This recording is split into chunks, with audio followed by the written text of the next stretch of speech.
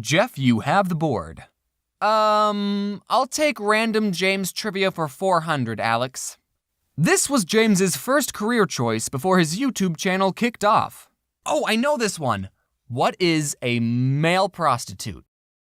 Okay, that bit's done now. Male prostitute was never a career goal. Well, I mean, it's not completely off the table. You never know how YouTube will turn out. If you didn't know this Odd Ones Out trivia, I wanted to be a math teacher when I grew up. My dream job was actually a cartoonist, but since me and my parents didn't think I'd be able to make any money drawing pictures, I chose a math teacher as my, I'll settle for this job. I mean, I like math, so I wouldn't have hated being a math teacher, and I'm also probably good at teaching children. I haven't checked though, but how hard can it be? Listen kids, I have 2.7 million subs on YouTube, so if you want a shout out, you'll have to do the homework. And I thought that a teaching job would give me enough free time to doodle cartoons, so being a math teacher would have been perfect.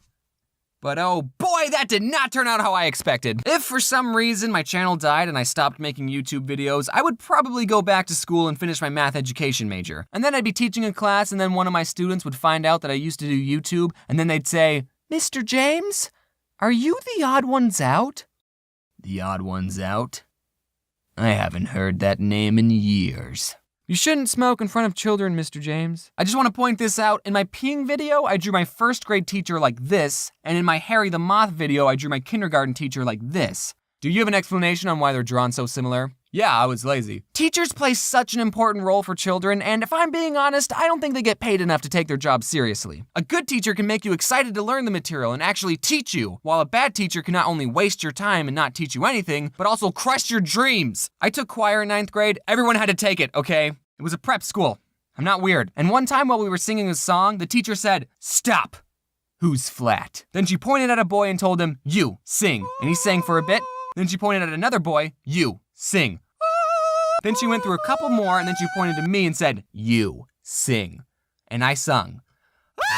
Stop, James, during the next song, don't sing. Either she had really good hearing, or I was just that terrible at singing. Now, I really hated choir, so if given the choice to sing or not sing, I would choose not every time. But what if I actually wanted to be a singer? And when I sang just then, I was trying my hardest. That would have been soul-crushing. I would have given up on music right then and there. Thankfully, my art teacher was a lot more laid back. She definitely had favorite students, and I wasn't one of them, but she never told anyone not to draw. One time I showed my art teacher my newest comic, which at the time was this one.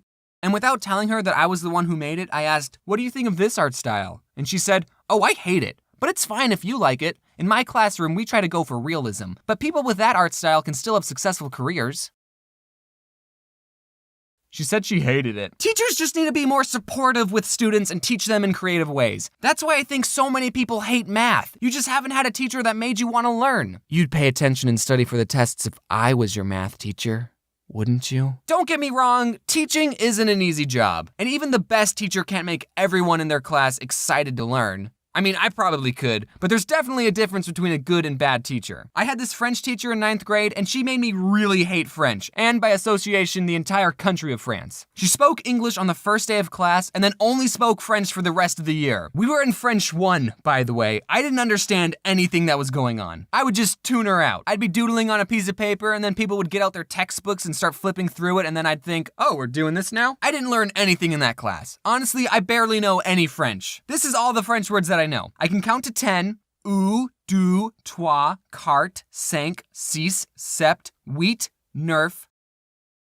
Okay, I can only count to 9. And I know that Eiffel Tower is Tour Eiffel, quack is coin, and door is portal. My twin sister, who's in the same class and had the same living conditions as me, turned out a lot different. She learned a lot of French and continued to take classes after 9th grade. So maybe this whole knowledge thing has a lot to do with the student and not the teacher. Nah, it's the teacher's fault. Did anyone else, when you were little, think that your teacher lived at the school? Because I remember one time my kindergarten teacher came to school in her pajamas and told us that she lived at the school. And that made perfect sense. Yeah, this is your home. This is the only place I ever see you, therefore you live here. Man, I wish I could work in my pajamas. When I went to community college, I had a math teacher who was this old grandpa, and on the first day, he told us that he never missed a class in 20 years. But then the very next day, he didn't show up. Now, in college, teachers not showing up to class is pretty normal, or at least it was in the colleges I went to. It happened more times than it did in high school, that's for sure. That's something to look forward to, seniors. Every time it does happen, there's always that one kid who will say, you know, there's a rule that if the teacher doesn't show up within the first 15 minutes of class, then you can leave. I don't know if that rule is true, but I'm not going to look it up because I like that rule and I want it to be true.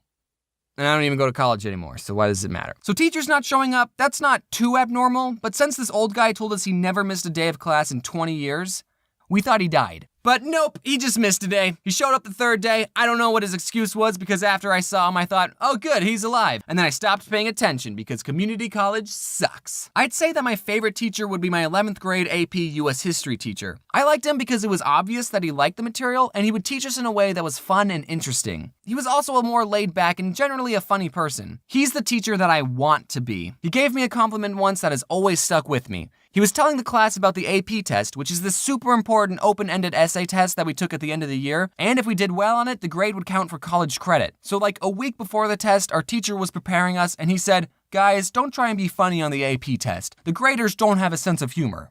Except James. James can be funny on the test. Aww, that compliment made me so happy and confident. I don't know how serious my teacher was when he said that, and he probably doesn't even remember saying it, but I really appreciated it. I ended up getting a 3 on the test, which is only partial credit in select colleges, so maybe I'm not funny. That was 11th grade. In 12th, I took all AP classes, but I didn't take any of the AP tests. I was too apathetic. But I turned out fine. Actually, no. My favorite teacher is my 9th grade English teacher who emailed me and said he watches my videos. Hi, Mr. Batman. Sorry I plagiarized the Berlin Wall essay. I really wanted to talk about my 9th grade poetry teacher. Yes, I took choir, French, and poetry all in 9th grade. It was a preparatory school. That teacher was definitely something, but this video is getting too long, so I'll have to make a part 2.